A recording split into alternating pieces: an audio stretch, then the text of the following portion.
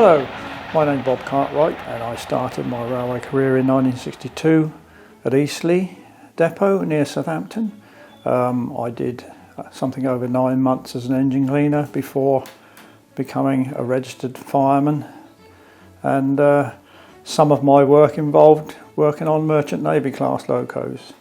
I was very fortunate that as I did so long as a cleaner, I missed a lot of the preparation and disposal links and moved straight up into a running link, the tank gang, and I wasn't there very long before I moved up into the holiday relief gang, which I was in there for 3 or 4 years, and that covered all the work at the depot, and some of that included Bullard Pacifics and Merchant Navy class in particular.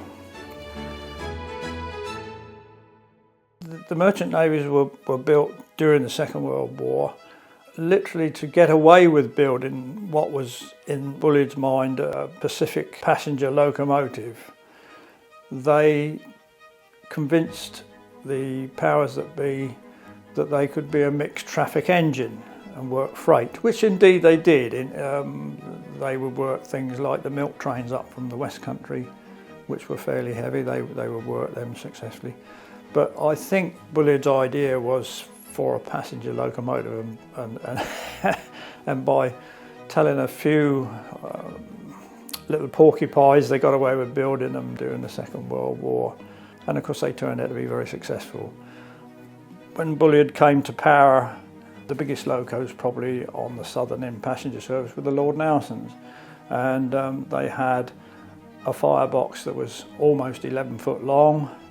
It had a nasty slope at the front, which in order to clear the rear axles ended up very close to the refractory brick arch, and it was very easy to get it wrong and build a brick wall across. So the Nelsons, part of their problems was that they needed very skilled people to fire to them. Bullard's idea in constructing the wide fireboxes was to make it slightly easier to reach all areas of the firebox without having to be quite so accurate. Apart from the problems with the extreme heat on the locomotives, because of course the Nelsons had an open back cab, so there was a lot more fresh air around, but apart from that, I would think basically were quite an easy engine to fire to, and of course the use of the thermic siphons in the firebox increased the heating areas considerably, and they were known for their free steaming. Bullard obviously learnt quite a lot from Gressley to get the best out of a boiler, things like the combustion chamber area of the firebox. Bullard's boilers were some of the best ever built for free steaming. They were fitted for a start with electric lights, which made life so much easier. When they were originally built, there were lights underneath the casing to make it easier for the driver when he was oiling round and checking things out, whereas engines like the Lord Nelson, you were wandering around with a flare lamp, which was effectively like a small teapot with a wick in the spout and a naked flame.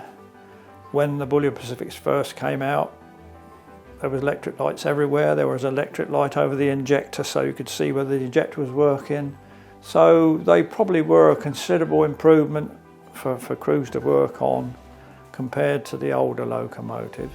The firebox holes on the Bullard Pacifics were shaped to assist you to get coal into the back corners on them, and were a good deal bigger than say the box on some of the older engines. And it was said to me at one time that the driver said, never mind cracking those lumps of coal up. If they go through the door, they go in there. I'll see about cracking them up when they're in there. And that was the... So if they go through the door, you put them in there, boy, I'll see about cracking them up. And the textbook stuff about fist-sized lumps of coal certainly didn't apply to those engines. If the lump of coal went through the door, it went in there. When the Merchant Navies first came on the scene, much of the wartime traffic was very, very considerable loads, ending up to 16 coaches, very heavy, and the engines were well up to that. They were well capable of that. The heavy West of England trains, the Bullard Pacifics were capable of working right through from Waterloo to Exeter. So they would work the heavier trains. Generally speaking, they were used on the Bournemouth Bell because that was well over 400 tonnes of Pullman coaches. So there would generally be a merchant navy on that, and things like the Atlantic Coastal Express. And there's no getting away from it. The converted locomotives were really good looking machines in terms of looking strong and purposeful machines, I suppose you could call. They really look good. And there's no doubt that it's going to be lovely to see one in pristine condition. I was fortunate enough to see several of them come through the works in my time as a fireman there, and they really looked magnificent when they were finished, fresh out of shops.